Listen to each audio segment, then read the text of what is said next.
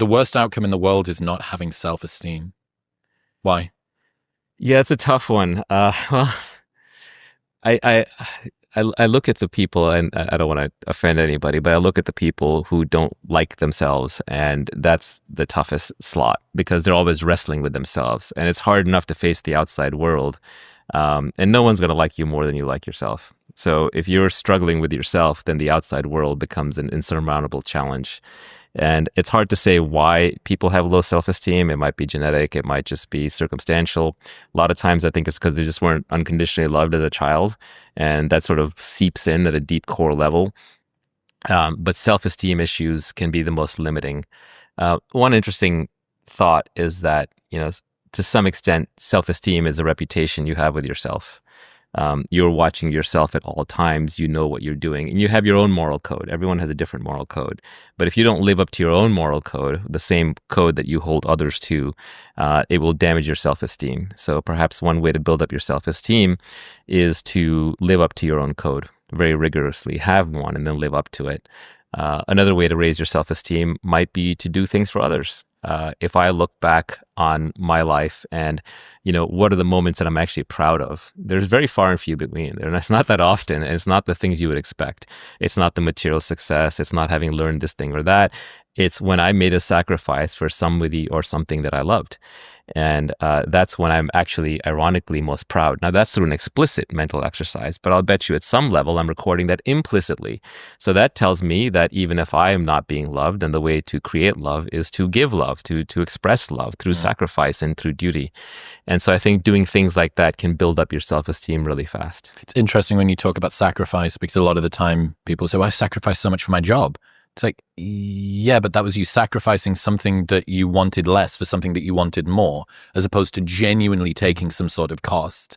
And I wonder whether if self-esteem is you adhering to your internal, your actions and your values aligning, even when it's difficult, or perhaps even more so when it's difficult.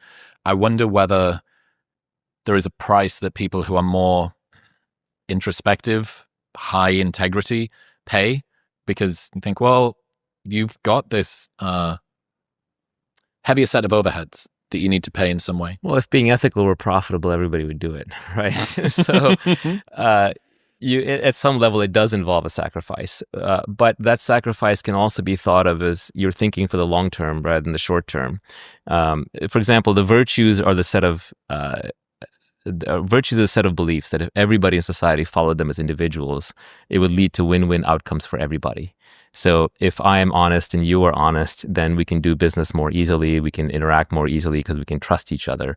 So even though there might be a few liars in the system, as long as there aren't too many liars and too many cheaters, a high trust society where everybody's honest is better off. And I think a lot of the virtues work this way, right? If I don't go around sleeping with your wife and you don't sleep with mine, and if I don't take all the food that's at the table first and so on, then we all get along better and we can play win-win games.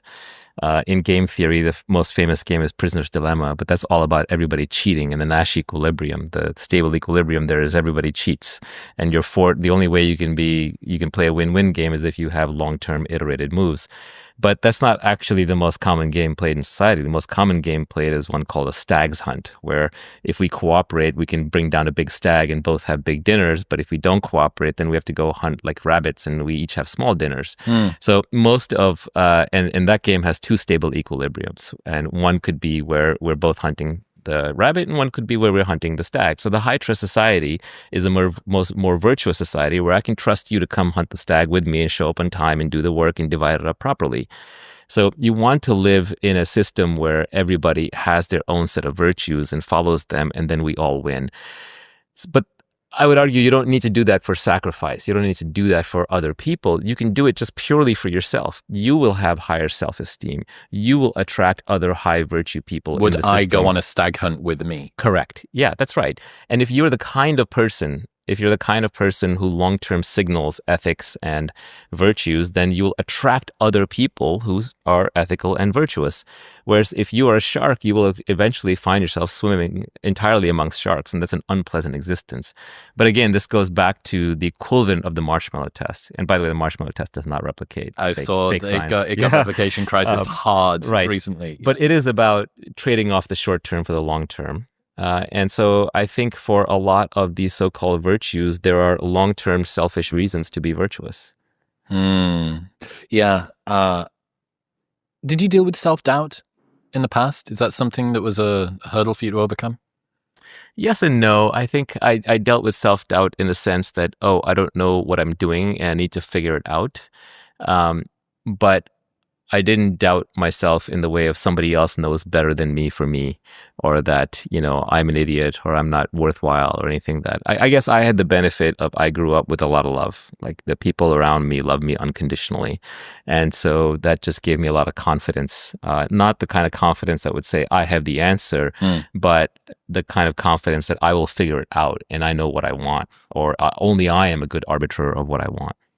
Yeah, that level of self-belief, I suppose, allows you to determine what is it that matters to me.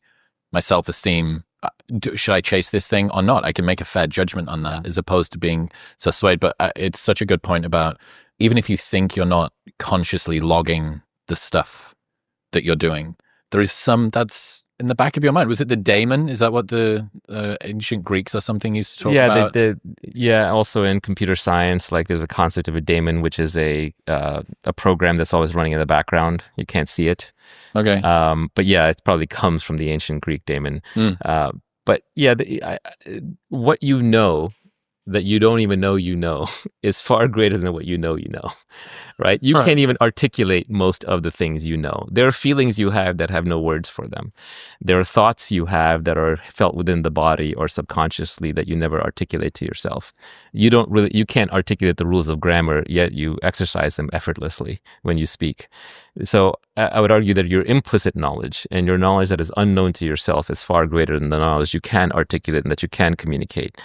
And so at some level, you're always watching yourself. That's what your consciousness is, right? It's the thing that's watching everything, including your mind, including your body.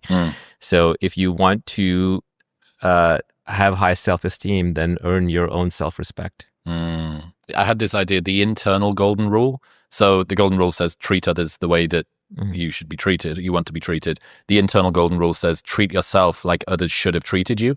And it was a riposte to maybe people that didn't grow up with unconditional love in that way. On the love thing, one of the interesting things about love is you can try to remember the feeling of being loved. So go back to when someone was in love with you or someone did love you, and like really remember that feeling, like really sit with it and try to recreate it within yourself. And then go to the feeling of you loving someone and when you were in love. And I'm not even talking about romantic love necessarily, so be a little careful there. I'm talking more about like love for... It can sometimes get complex if you're talking about past romantic love. Right, a sibling or a child or something like that, or a parent. And think about when you felt love towards someone or something. And now, which is better? And I would argue that the feeling of being in love is actually more exhilarating than the feeling of being loved. Being loved is a little cloying. It's a little too sweet. You kind of want to push the person away. It's a little embarrassing. And you know that if that person is too much into it, that you feel constrained. On the other hand, the feeling of being in love is very expansive. It's very open. It actually makes you a better version of yourself. It makes you want to be a better person. And so you can create love anytime you want. It's just that craving to receive it. That's the problem. The most expensive trait is pride. How come? Oh, that was a recent one. I tweeted that just because I think that pride is the enemy of learning. So when I look at my friends and colleagues, the ones who are still stuck in the past and have grown the least are the ones who were the proudest, because they sort of feel like they already had the answers, and so they don't want to correct themselves publicly. And so this goes back to the fame conversation. You get locked into something you said, it made you famous, you're known for that, and now you want to pivot or change. So pride prevents you from saying, I'm wrong. What's pride in this context here? It could be as simple as you're trading stocks and then you don't admit you were wrong, so you hang on to a lousy trade. It could be that you made a decision to marry someone or move somewhere or enter a profession. It doesn't work out, and then you don't admit that you were wrong, so you get stuck in it. It's mostly about getting trapped in local maxima as opposed to going back down and climbing up the mountain again. And that's why it's an expensive trait, because you continue to need to repay it in one form or another. Yeah, you're just stuck at a suboptimal point. It's going to cost you money. It's going to cost you success. And time. and time. The great artists always have this ability to start over, whether it's Paul Simon or Madonna or U2, and I'm dating myself a little bit. But even the great entrepreneurs, they're just always willing to start over. I'm always struck by the Elon Musk story where, he did PayPal as X.com originally. Actually, it was his financial institution that got merged into PayPal. Well, it's good that you've got the domain. You know what I mean? Yeah, exactly. I'll park that. I'll hold on to it. He's consistent. He's been using it for quite a while. And he said something like along the lines of, I made $200 million from the sale of PayPal. I put $100 million into SpaceX, $80 million into Tesla, $20 into Solar City, and I had to borrow money for rent, right? This guy is a perennial risk taker. He's always willing to start over. He doesn't have any pride about being seen as successful or being seen as a failure. He's willing to put it all on the line. Back himself again each time. But the key thing is he's always willing to start over. Right. Even now, when he's sort of made his new startup is a USA, right? He's basically trying to fix it like he would fix one of his startups. And I think that is a willingness to look like a fool, and that is a willingness to start over. And a lot of people just don't have that. They become successful, or they become rich, or they become famous, and that's it. They're stuck. They don't want to go back to zero. And creating anything great requires 0 to 1. And that means you go back to zero. And that's really painful and hard to do. Talking about risk, something I've been thinking about a lot to do with you. Any moment when you're not having a good time, when you're not really happy, you're not doing anyone any favors. I think lots of people have become unusually familiar with suffering silently in that sort of a way, not having a high bar for your expectation for quality of life. A lot of it is just you're memeing yourself into a bad outcome because you think that somehow suffering is glorious, or that it makes you a better person. Or, my old quip was, if you're so smart, why aren't you happy? Why can't you figure that one out? The reality is you can be smart and happy. There are plenty of people in human history who are smart and happy. And I think it just starts with saying, yeah, you know what? I'm going to be happy. There was a guy that I met in Thailand a long time ago, and he used to work for Tony Robbins. He had a great attitude. And we were sitting around, and he said, I realized one day that someone out there had to be the happiest person in the world. Like that person just has to exist. He said, why not me? I'll take on that burden. I'll be that guy. And I heard that and I was like, wow, that's pretty good. That's a good frame, right? Mm-hmm. He knew how to reframe things. And so I think a lot of happiness is just a choice in the sense that you just identify yourself as, actually, I'm going to be a person that's going to be happy. I'm going to figure it out. And you just figure it out along the way. You're not going to lose your other predilections. You're not going to lose your ambition or your desire for success. I think a lot of people have this fear that, if I'm happy, then I won't want to be successful. No, you'll just want to do things that are more aligned with the happy version of you, and you'll be successful at those things. And believe me, the happy version of you is not going to look back at the unhappy version and say, oh man, that guy was going to be more successful. I wish that I was him. You're actually trying to be successful so you'll be happy. Oh, that's dude, the whole point. You've gotten it backwards. You unlocked one of my trap cards. One of my favorite insights is that we sacrifice the thing we want for the thing that's supposed to get it. So we sacrifice happiness in order to be successful, so that when we're finally sufficiently successful, we can actually be happy. And if you have some sort of simultaneous equation, and you just sort of stripped success off from both sides. At least in my own life, I have not found there to be a trade-off. If anything, I have found that the happier I get, the more I am going to do the things that I'm good at and aligned with, and that will make me even happier. And so I actually end up more successful, not less. The aligned with thing is interesting. I'm going to try and put this across as delicately as I can. I would say, from the bit of time that we've spent together, you have a really interesting trait of holistic selfishness. You're sort of prepared to put yourself first. You seem largely unfazed by saying or doing things that might result in other people feeling a little bit awkward if it's truthful for you. It's like unapologetically self-prioritizing, I guess. Yeah, I think everybody is. Maybe unapologetic is the part that's relatively rare, but I think everybody puts themselves first. That's just human nature. You're here because you survive. You're a separate organism. That's interesting. Maybe, but I know we like to virtue signal and pretend we're doing it for each other. How many times does somebody say, "Yeah, of course, I'd love to come to the wedding"? And they're like, "I don't want to be at the fucking wedding." Yeah. How many times does someone say, "How are you doing today?" And they don't tell you. I don't go to weddings. But this is my point. Right. So I don't think you're necessarily right with that. I think that people do I don't think they put themselves first. I sometimes think that they compromise what it is that they want in order to appease socially what's in front of them. Yeah, I just view it as everyone's wasting their time on it. Don't do something you don't want to do. Why are you wasting your time? There's so little time on this earth. Life goes fast. What is it, 4,000 weeks? That's your lifespan. And yes, we hear that, but we don't remember it. But I guess I'm keenly aware of how little time I have, so I'm just not going to waste it. How have you got more comfortable at being the unapologetic self-prioritizer? Yeah, I've gotten utterly more and more ruthless on it. Mainly, it's that I see or hear people's freedom, and then that liberates me further. So I read a blog post by P. Marca, aka Mark Andreessen, where he said, "Don't keep a schedule," and I took that to heart. So I deleted my calendar, and I don't keep a schedule. I try to remember it all in my head. If I can't remember it, I'm not going to add it. I'm glad you got here on time. Yeah, exactly. I had to look things up at the last minute. But ironically, I don't even know if Mark himself follows that, but he made the correct point.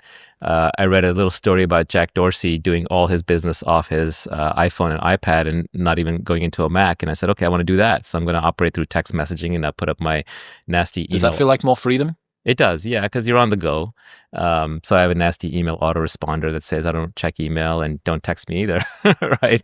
If you need to find me, you'll find me. Obviously, some of this is a luxury of success, but some of these habits I adopted long before, actually. The hostile email autoresponder started a long time ago. I used to own the domain. I let it go. Don't do coffee.com. I don't do coffee.com. I used to reply from that email just so people would get the point. But I stopped being rude about it. Now I just ghost. I just disappear.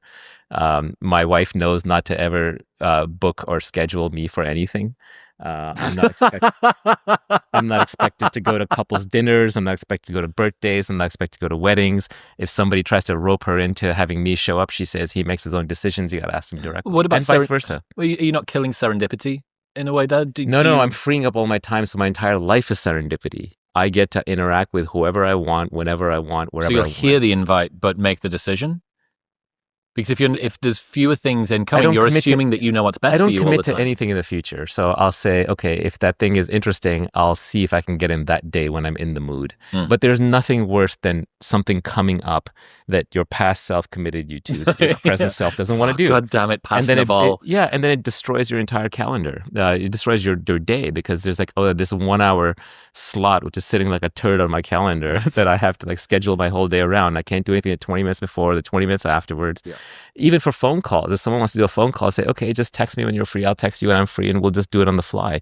It's a much better way of living than this overly scheduled, cal.com or iCal, whatever. Like was that the overscheduled life is not worth living? It's not. I think it's a terrible way to live life. That's not how we evolved. It's not how we grew up.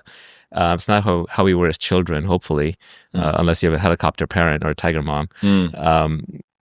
Your natural order is freedom. I had a friend who said to me once, I never want to have to be at a specific place at a specific time. And I was like, oh my God, that's freedom. When I heard that, that changed my life right there. You still alarm clockless? Yes, I'm alarm clockless. Today I did set my alarm clock just so I wouldn't miss Very this. important. Yeah, but just so you know, I set the alarm clock from 11 a.m. in case I was stricken with a flu and slept in. I wasn't going to set my alarm clock for 8 a.m. or 9 a.m. And sure enough, I got up many hours before that. Yeah. But it was sort of a backup emergency alarm. In fact, sometimes when I have something that I need to do, I don't want to look at a calendar, so I'll just set an alarm for it. Just sink a little bit more into that, like kind of like that fuck you energy, that self-prioritizing energy, because I think people rationally love the idea of this. I'm going to do what only I want to do, even if they've got the level of freedom. It's not fuck you energy in the sense that I think everyone should live their life that way to the greatest extent possible. Obviously, we have our requirements around work and obligations that are genuinely important to us, but don't fritter away your life on randomly scheduled things and on things that aren't important, don't matter, and events and weddings and tedious dinners with tedious people that you don't want to go to. To the extent you can bring freedom into your life, optimize for that, you'll actually be more productive. You won't just be happier, more free. You will be more productive because then you can focus on what is in front of you, whatever the biggest problem of that day. When I wake up in the morning, the first 4 hours are when I have the most energy. And that's when I want to solve all the hard problems. And the next 4 hours are when I kind of want to, do some more outdoorsy activities, or I want to work out, or maybe I can, have some meetings, but I'll try to do those last second based on whatever the day's priorities demand. The last 4 hours, I kind of want to wind down. I want to hang out with the kids, and I want to play games or read a book or something like that. So having that flexibility and freedom is really important. So you can just put whatever is most needed into the slot at that moment. And instead, if I have like a meeting at 2 p.m. and then I have to like get a thing and some emails done, and I put that off till 6 p.m. and I'm rushing, I'm not going to be productive. I'm not going to be... You're certainly not free. I'm definitely not free. But also, another thing that I really believe is that inspiration is perishable. Act on it immediately. So when you're inspired to do something, do that thing. If I'm inspired to write a blog post, I want to do it at that moment. If I'm inspired to send a tweet, I want to do it at that moment. If I'm inspired to solve a problem, I want to do it at that moment. If I'm inspired to read a book, I want to read it right then. If I'm inspired to solve a problem, I'll solve it right there. If I want to learn something, I do it at the moment of curiosity. The moment the curiosity arrives, I go learn that thing immediately. I download the book, I get on Google, I get on ChatGPT, whatever. I will figure that thing out on the spot. And that's when the learning happens. It doesn't happen because I've scheduled time, because I've set an hour aside, because when that time arrives, I might be in a different mood. I might just want to do something different. So I think that spontaneity is really important. You're going to learn best when you're having fun, when you generally are enjoying the process, not when you're forced to sit there and do it. How much do you remember from school? You were forced to learn geography, history, mathematics on this schedule at this time according to this person. Didn't happen. All the stuff that sticks with you is you learned it when you wanted to, when you genuinely had the desire. And that freedom, that ability to act on something the moment you want to is so liberating that most of us go through our lives with very, very little tastes of that. If you can live your entire life that way, that is a recipe for happiness. It feels like efficiency. That you have you have the inspiration that is going to be the most frictionless time to ever do that particular task. So I've had the inspiration to do that. I'll put that off until a time when I no longer really want to do it quite so much. And while I do want to do that thing, I'll do something else that I needed to do because it's on the schedule. It does not work. Procrastination is because you don't want to do that thing right now. You want to do something else. Go do that something else. I reject this frame that efficiency and productivity and success are counter to happiness and freedom. They actually go together. How so? The happier you are, the more you can sustain doing something, the more likely you're going to do something that will in turn make you even happier, and you'll continue to do it and you'll outwork everybody else. The more free you are, the better you can allocate your time, and the less you're caught up in a web of obligations and commitments, and the more you can focus on the task at hand.